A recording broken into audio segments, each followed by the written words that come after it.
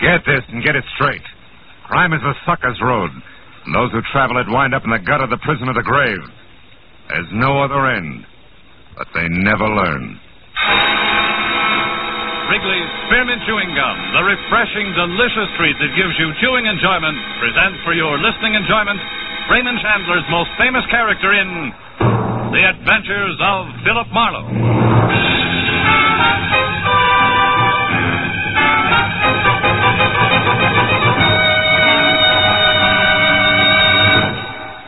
To make every day more enjoyable, treat yourself often to refreshing, delicious Wrigley's Spearmint Chewing Gum.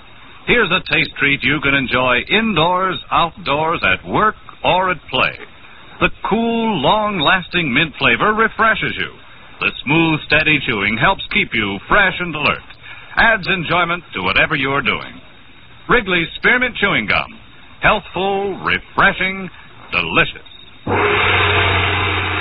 Now, with Gerald Moore starred as Philip Marlowe, the makers of Wrigley's Spearmint Chewing Gum are glad to bring you tonight's transcribed story, The Glass Donkey.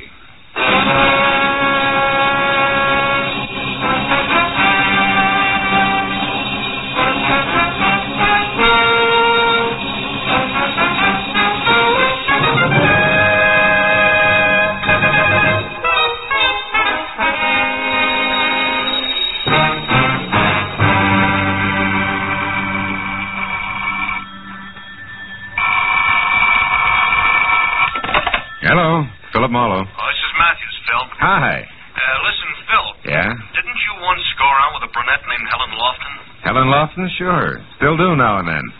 Why, Lieutenant? Monday your night off? Not so you'd notice, Marlowe. When was the last time you saw her? Oh, maybe a month ago. Hey, what is this? You sound real official. Yeah, I know. Sometimes I don't like it any better than the next guy. Look, Phil, did Helen have any big problems on her mind at that time? Just me. Hey, wait a minute, Mathews. Is Helen in trouble? Not now, but she was in lots of it 3 hours ago. At about 5 o'clock this afternoon, somebody put a bullet in her neck, Phil. Oh, no. It's down here at the morgue. If you think of anything, let me know, will you?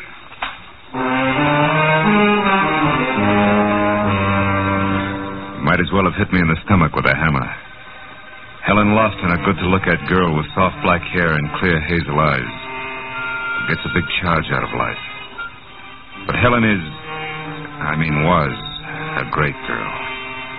And she'd always had enough sense not to waste time on the kind of people who put bullets in other people. For a long few minutes, I just sat in my apartment and felt sorry.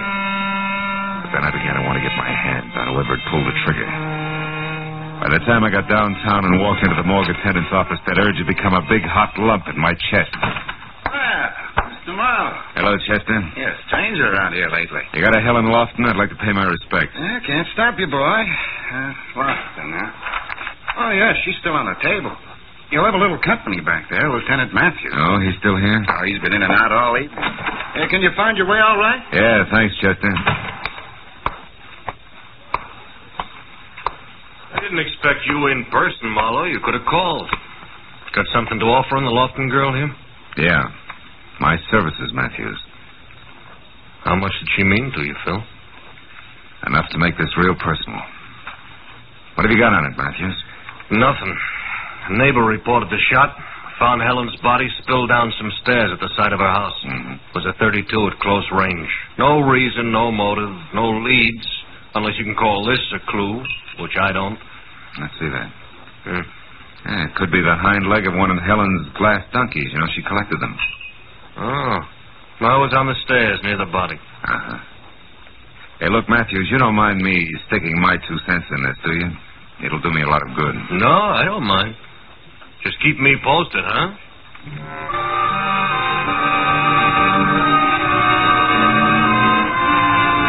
I drove out Sunset Boulevard, then north on Camino Avenue to the neat little house where Helen had lived. I sat very quietly back under some big magnolia trees. Someone had drawn the blinds on the 2 front windows, and it made them look like a pair of closed eyes. I walked around to the side door on the stairs where they found her body, and that's when I noticed the light on inside the house. The door was unlocked, so I went in. Light was coming from the bedroom, and when I got to that door, I saw a girl, blonde with harlequin horn rims, moving stiffly, like a lost somnambulist. I watched her drag one slow finger the full length of the dresser. When that was over, I said, "Hello." Who are you? I was a friend of Helen's, Philip Marlowe. You? Lila Hughes. You startled me. I thought I was alone in here, and after all that's happened. Yeah. Did you, did you know Helen pretty well? Yes. I was just about her only girlfriend. You see, we worked together in the same office and had the same boss. I guess they're going to want me to do something about all of her things now. Yeah, it's real tough. Everything in the house is just another reminder. Even this little sherry decanter. Here. But that's Helen's. That's all right. Sit down. Drink it. At least it'll do you good. Look, Lila, I gotta know why this happened to Helen. It doesn't make sense. Can you help me? Any idea at all? No, the police have already talked to me about it. Please, Mr. Marlowe. I know this is unpleasant for you, but I need some answers. It's been over a month since I saw her last. Who's she been going with lately? I don't know. Helen never said much about her dates. Who's your boss? Mr. Mathews. Mm-hmm. Oh, she dated him a few times, but so have I. Surely you don't think Mr. Mathews... No. I just want to talk to him, that's all. It's Norman Mathews. Mathews Real Estate Company on Wilshire. He lives on Ogden Drive, 3848. Thanks, Lila. Well, I'll be on my way now. Hey, look. Maybe you better come too, huh? Let all this go until tomorrow, when you're feeling better. Yes. I guess you're right.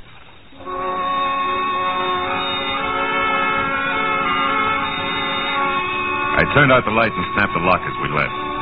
Then walked the sad little blonde as far as her coupe. Got her address on Beechwood Drive and saw her off.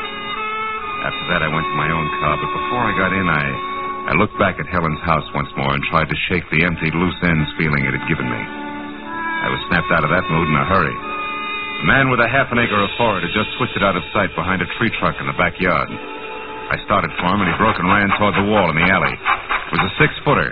He rolled across the top and fell over. When I got there, he was up and gone. He hadn't had time to get out of the alley, but it was empty, which could only mean he was laying for me. Come here, you! You don't, mister. This time. Anyway, go! Trash in good neighborhoods is no softer than trash anyplace else. When I finally got clear of it, the forehead was gone. I figured all I had to show was one of his patch pockets, which I still had clenched in my hand. But there was something else. Glittering on the ground was what had been in that pocket.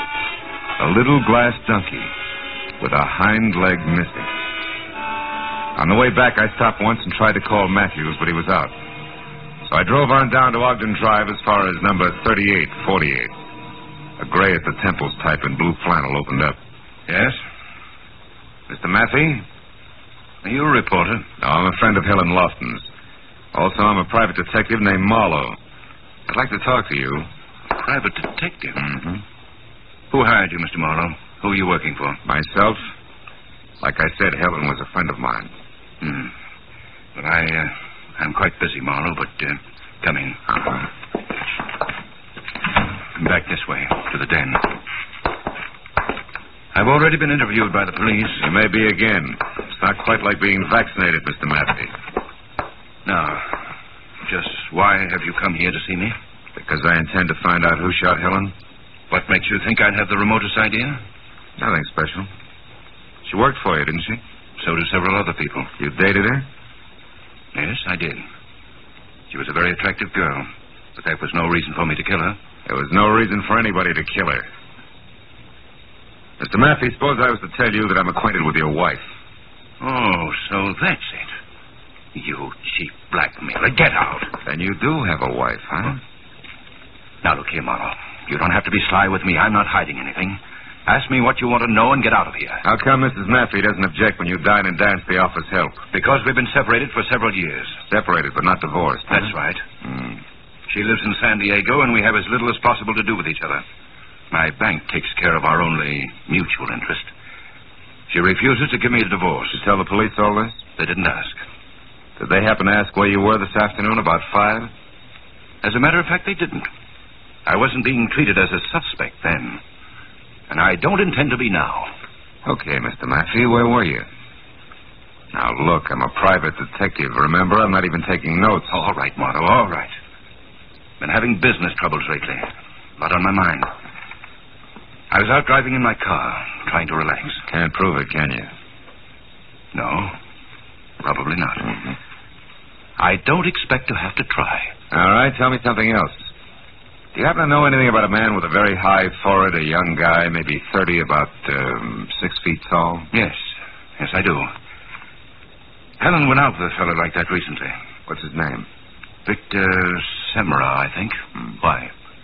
Well, I ran across him tonight, and I didn't like his attitude. Sure, that's it. I'll bet on it. What? What are you staring at? This ashtray? No. That little donkey in front of a betting window. Thanks for everything, Matthew. I'll see you.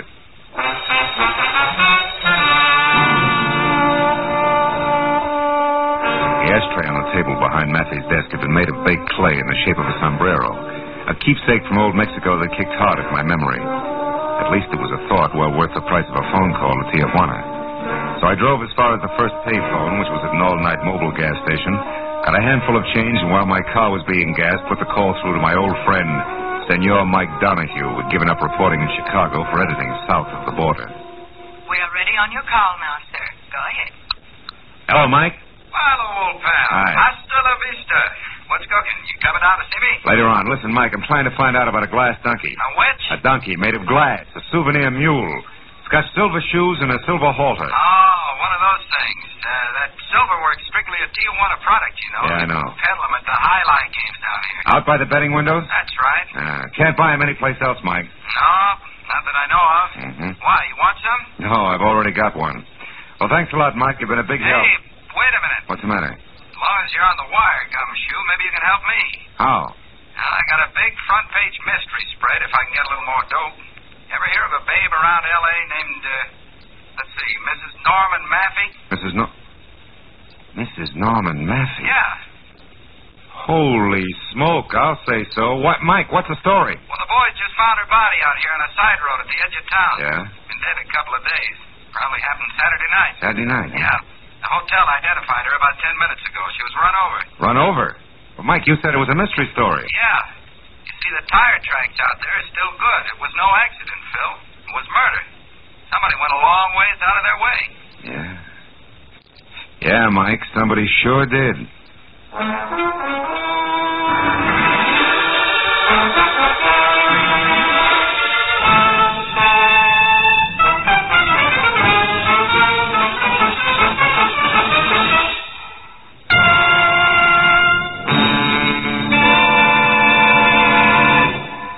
To make every day more enjoyable, treat yourself often to refreshing, delicious Wrigley Spearmint Chewing Gum. The lively, full-bodied, real mint flavor cools your mouth, moistens your throat, freshens your taste. And the chewing itself gives you a little lift, helps you keep going at your best. So for real chewing enjoyment that's refreshing and long-lasting, always keep Wrigley Spearmint Chewing Gum handy. Healthful, delicious Wrigley Spearmint Gum will make every day more enjoyable. Now with our star, Gerald Moore, the second act of Philip Marlowe and tonight's exciting story, The Glass Donkey.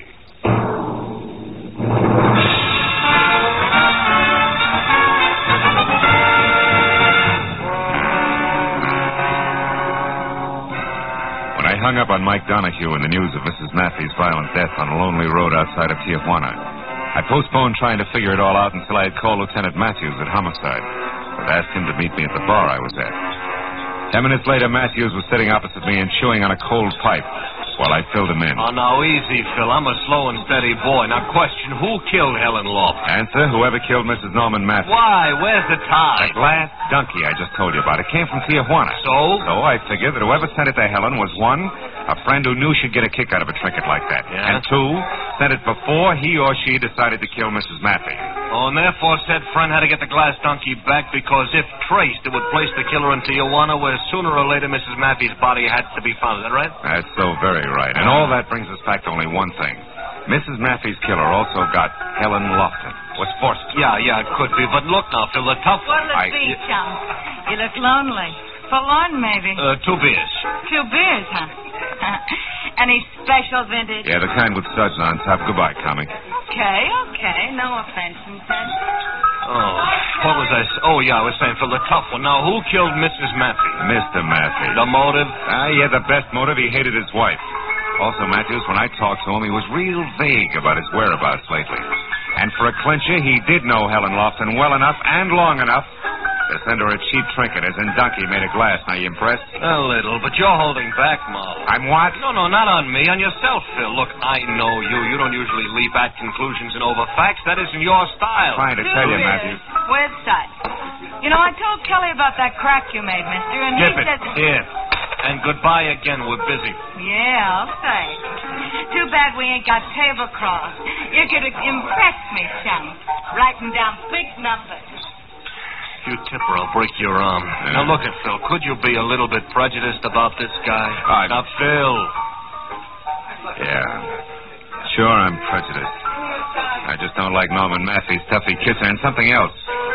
I might as well admit I keep skipping that guy with a mile-high forehead and a boyfriend named Vic Samro because I don't exactly know how he figures in. I'm too impatient to wait around for the answer. Uh-oh. What is it, Phil? A game Lieutenant called Speaking of the Devil. Oh, don't look now, maybe? It's Forehead, Mathews. He was in the next booth catching it all. He's at the front door now, see? But he isn't running yet. He's just paying his check. Lieutenant, how about trying that cigarette machine over there while you talk to me like I was still here, huh? Gotcha. I'll take the back entrance out to the sidewalk. You'll know if I need help. Mathews underplayed his part neatly, and I got out the back door to the street where I spotted Semrau some 50 yards ahead, walking slowly toward an empty car, a new green Nash that was parked close to mine. But then suddenly he started running like he had just backed into a blowtorch. Before I knew it, he had piled into his car. When I was in mine and after him, the street became that much narrower as a truck the size of a battle wagon lurched out of a side alley without so much as thinking about a full stop. You stupid clown! What was that, Sonny? You heard me, Muscles. Sonny, you have a nasty touch. You got a couple of funny ideas about driving. Hold right there, fellow. Read it and weep. Yeah, and the big letters spell police. Now get back in your cab there and wait. We'll chat in a bit. Oh, yeah, sure. Whatever you say, officer. Only this jerk was in a row. Oh! Was it true? It wasn't mine. Marlowe, that still leaves us a big blank to fill in. Yeah. But while we're trying, Lieutenant, do you mind if I drop in on Mr. Mathews again? Alone, I mean? I'd like to try pinning the leg of the ducky on him. All right, Phil, but be careful, huh? It's fragile, you know, made of glass.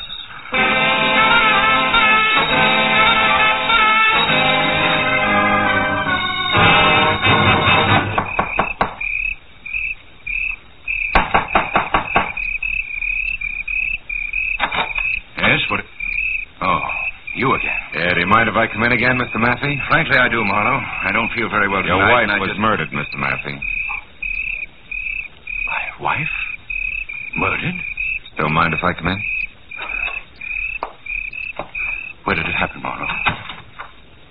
In San Diego? Marlowe, I asked you where it happened. In Tijuana. Ever been there? Yes, of course. Marlowe, what are you looking for? Just looking. When were you last there, Mathews? I don't know. Maybe a month, 6 weeks ago. Not Saturday night, huh? No, not Saturday night. Marlowe, what are you Mathews, did you ever send Helen Lawton a present? See here. Who do you think you are? And exactly what are you looking for? A wastebasket that isn't empty. You keep a very tidy place, Mr. Mathews. Which has what to do with my wife being dead, Marlowe? Are you out of your mind? Maybe. But also maybe not. Maybe I'm real smart. Maybe I've come to the right place to look for an empty package and a piece of wrapping paper that would be addressed to Miss Helen Lawton in your handwriting and postmarked Tijuana, Mexico. Tijuana? A large piece of wrapping paper and a large package stuffed with Excelsior. It was once home to a glass donkey in which you had to get back from Helen Lawton before she got it. Or if you were too late for that killer and then get it back before anyone else knew about it. Does that still leave me out of my mind, Mathews? Absolutely. We'll see. After we try the backyard and your incinerator. Now, wait a minute. You know, the law says you can't light it after 10 in the a.m., Mathews. If you're the one stamped guilty, you wouldn't want to arouse suspicion. Stop, Marlowe. This has gone far enough. You're not the police. Which means I don't need any more of a search warrant than this.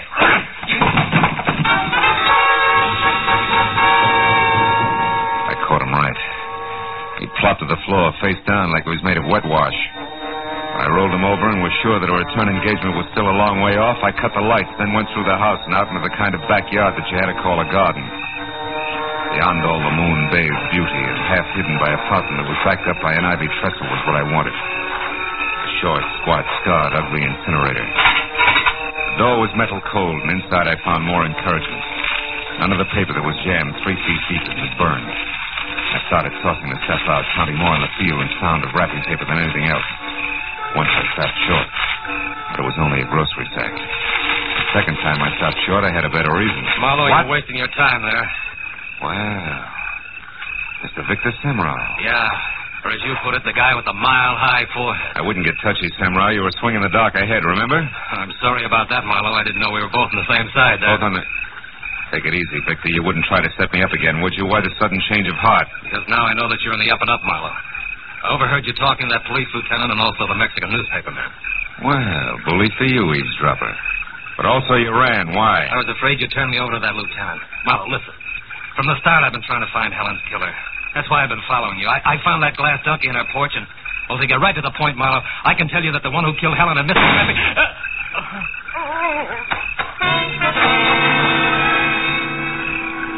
The shot that had come from the shadowed driveway close into the house spun Semrau in a half circle, and by the time he'd corkscrewed to the ground, I had my .38 in hand, and it covered the distance across the garden. I was too late to do anything, except to identify the figure I saw take off in a sedan as Mr. Norman Mathews.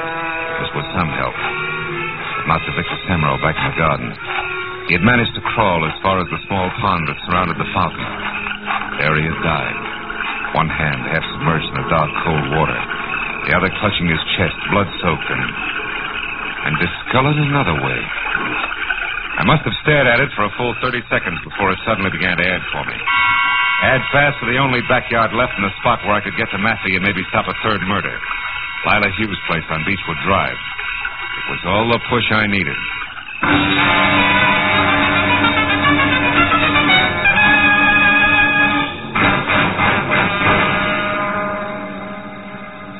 When I pulled up away from the place and got out of my car and ran for the back, only 10 minutes had gone by, and I was glad of it. Because standing next to an open, still-smoking incinerator, a piece of charred paper in his hand that I knew was the remains of the rapper I'd been after, was Norman Mathews. And opposite him, a gun in her hand, was Lila Hughes, the shy blonde. Lila, you're crazy, insane. Well, I saw you shoot Victor Semrau. And you must have killed... Of course it was me, honey. I killed him. I killed Helen. I killed your wife. Well, about her, I'm not sorry. I'd do it again. How could you plan an ugly, I ruthless... didn't plan anything, darling. I ran into her by accident. Tijuana's a small place. We started sociably. We had a few drinks, a drive to the outskirts in my car, and then talk. Talk of you, darling. I knew I could have you with her out of the way. Helen was no threat. You gave her up, so there was no one else to stand between us. And, honey, you hated your wife. But, Lila... But nothing. It was all very simple, darling. Helen was different. You see, I had to kill her. That piece of wrapping paper there that you just snatched from me, the paper I sent Helen a little gift in. That's the reason, Norman. I did have to kill her. And now you do have to kill me, too. Don't you, Lila? Oh, no. No, darling. Now the killing's done. I did it all for you, darling. Don't you understand? You devil.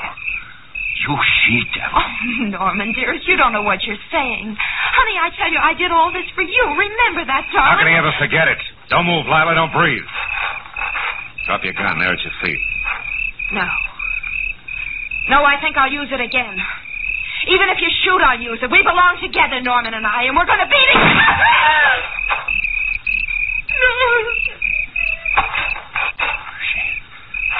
She's dead. Marlowe, she did think she could shoot. Even if you did, didn't she? Yeah. That's what she thought, all right, Mathews.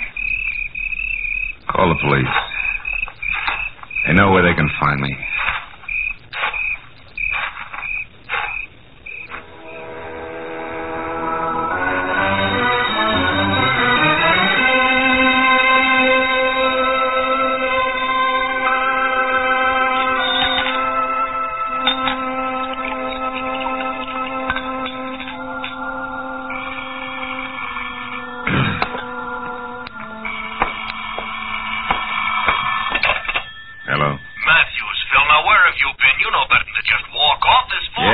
Mathews, I'm sorry. I've been out walking. What do you want to know? The one blank, Phil. What sent you over to Lila Hughes' place? Oh, Victor Semero, his hand was burned, blistered red. You've been fishing around in a hot incinerator, huh? Yeah. That and what he had to say to me about us being on the same track. Lila Hughes was the only other one who was both close enough to Helen to send her that glass donkey and at the same time even remotely connected with Mathews. Any idea what sent Semero to her backyard? I guess. His tack all night was to follow me. When he tried to pick my trail up again after running from the bar, he thought Lila Hughes' place might be the answer. Turned out he was right. Real right. Yeah, he must have seen her around her incinerator lighting it, and then decided to get to you when he couldn't reach in after the wrapping paper. Yeah, something like that. With, of course, her taking off after him. Look, anything else, Mathews? Phil. Phil, you weren't in love with Helen Lawton once upon a time, were you?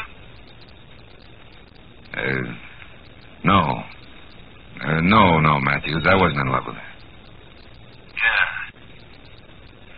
Well, so long, Phil. And, look, I'm sorry about Helen, I mean. It's a crying shame. Yeah. Good night, Mathews. I'll come down to headquarters in the morning.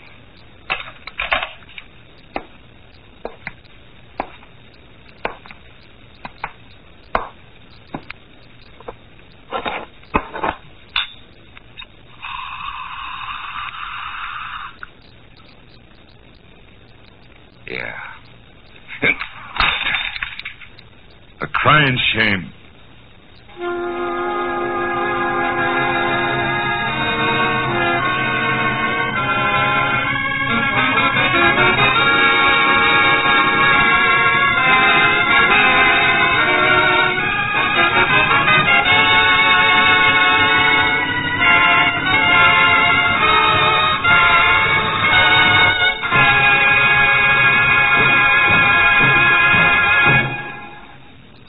Remember, friends, to make every day more enjoyable, treat yourself often to refreshing, delicious Wrigley Spearmint Chewing Gum. There's lots of cooling, real mint flavor in every stick.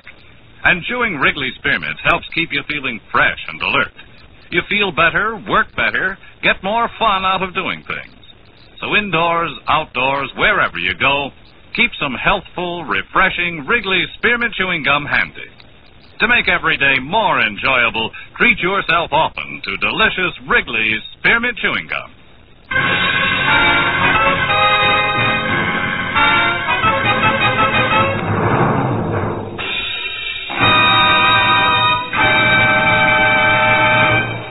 The Adventures of Philip Marlowe, presented by Wrigley's Spearmint Gum, bring you Raymond Chandler's most famous character and star, Gerald Moore. Philip Marlowe is produced and directed by Norman MacDonald and written for radio by Robert Mitchell and Gene Levitt. Featured in the transcribed cast were John Stevenson, Michael Ann Barrett, William Lawley, Bill Johnstone, Vivi Janis, and Vic Perrin. Detective Lieutenant Mathews is played by Larry Dobkin. The special music is composed and conducted by Richard Arant. The makers of Wrigley's Spearmint Chewing Gum hope you've enjoyed tonight's adventure of Philip Marlowe, and that you're enjoying Wrigley's Spearmint Gum every day.